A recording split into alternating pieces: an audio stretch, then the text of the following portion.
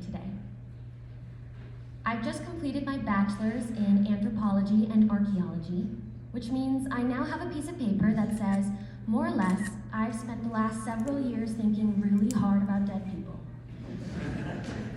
If there is one thing that I've learned this time, it's that archaeology is perhaps the most narcissistic of the sciences. Now, that's not to say that anthropologists tend to be narcissists, although I'm no authority on the matter. What I do mean is that anthropologists are humans obsessed with understanding humans. People so enamored and fascinated by the human condition that we have decided to dedicate our lives to studying it empirically. We stare at ourselves through microscopes and field notes, through burial sites and ethnographies. We are narcissists at the water's edge with better documentation practices. In the last few years, I have studied the human condition through isotopes and bones, biochemistry, geology, history, and hieroglyphs. I've been elbow deep in data and dirt. And here's what it's all added up to. Whatever it is you're feeling, your worst heartbreak, your wildest joy, your deepest loss, someone, many someones, have felt it before. So deeply, so often, in fact, that any of those feelings have been immortalized in art, in burials, in music and writing, handprints on stone faces. Anthropology is the study of that phenomenon, that no matter when or where we are not alone. It would be easy to stand here and talk to you about the negativity outside this room, the doom and gloom, the bad news you'll inevitably hear when you walk out, that the world wants to step on science and on scientists. But you are the good news.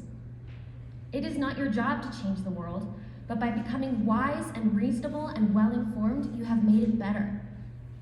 You in this room have chosen anthropology, certainly not for the money in it, not for fame or status or glory, but for the passion that you have for the human condition.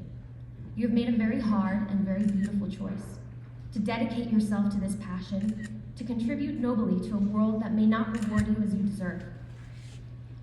In another life, I ignored the pull of my passion, went to school in Boston and studied international policy and became very practical and very boring. In that life, I would now spend my days wondering what could have been if I followed my dream. I fear for the friends I have whose reality is just that. Days spent wondering whether they'd be happier if they had chosen what fills their soul instead of what fills their pockets.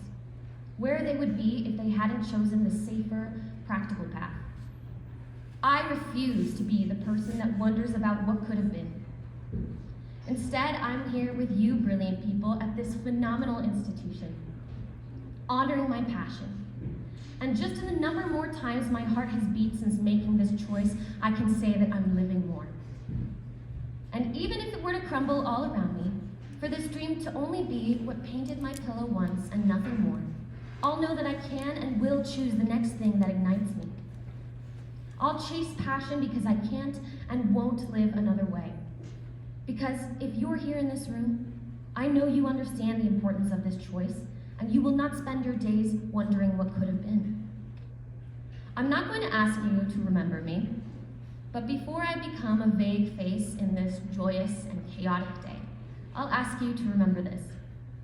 You must keep making this choice. You must keep choosing your passion, your dreams, despite or to spite the negativity and discouragement you'll encounter for it. Your passions may change, your dreams may shift, molt, explode entirely and become something wildly different. But as you well know, this is part of being human. Change is the human condition. In the words of Joseph Campbell, you must let go of the life you had planned to find the one that is waiting. So honor the change and keep choosing whatever lights you up. I hope that you do a few things in the days following this great accomplishment. Catch up on all the sleep you've missed, for one. Stop watching the news. Wear sunscreen and don't smoke. That's specifically for my archaeologists. Be irrepressibly optimistic. Read physical books because computers are insincere. When you find yourself in a good moment, truly happy, acknowledge it, immortalize it so that you can come back and study yourself.